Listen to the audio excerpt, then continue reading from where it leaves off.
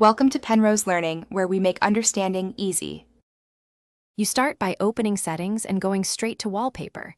This is where iPhone lists active lock and home screen images.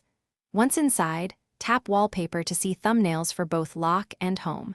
You want to spot any wallpaper labeled Live Photo or Motion because those are the moving ones. Make sure you're looking at the correct screen.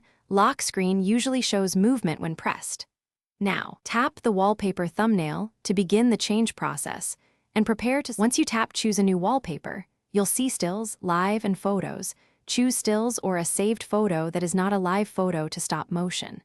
Preview the image and make sure perspective zoom is turned off. This prevents subtle movement when tilting the device. If you accidentally pick a live photo, tap the live label to toggle it off.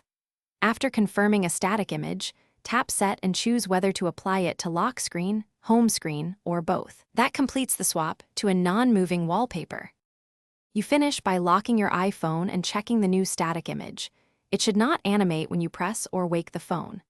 If you still see motion, go to Settings Accessibility Motion and turn on Reduce Motion. This stops system and some wallpaper animations.